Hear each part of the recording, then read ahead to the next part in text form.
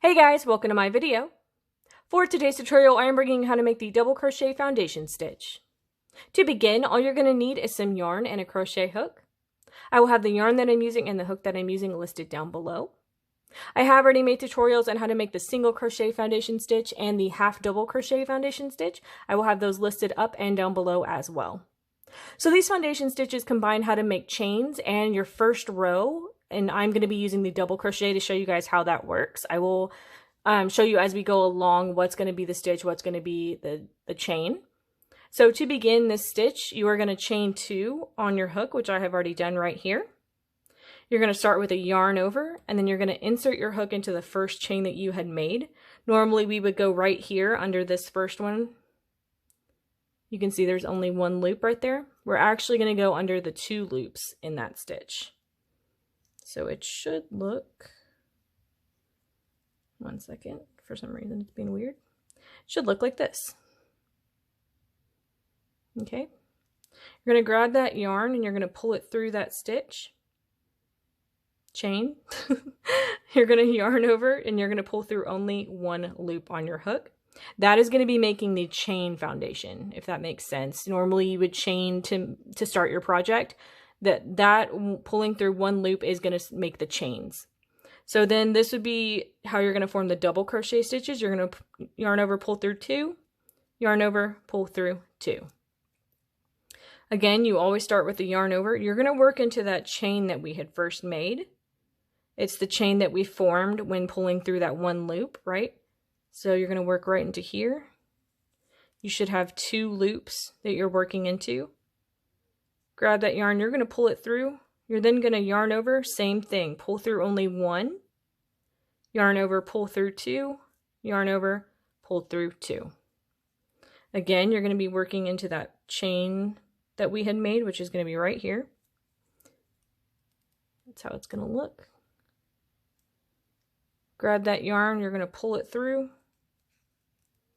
Yarn over, pull through 1 chain. Yarn over, pull through 2. Yarn over, pull through the last 2.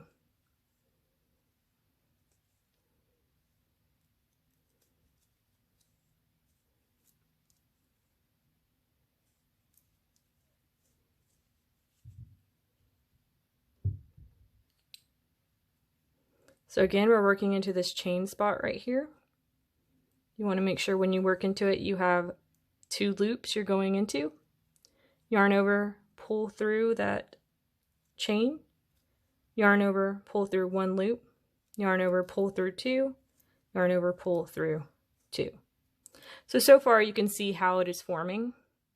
The chains down here, that would look like normal chains over here. And then the double crochet stitch is formed as well. And they are connected already. So again, you're going to be working into that chain spot. You can see how it's formed right there.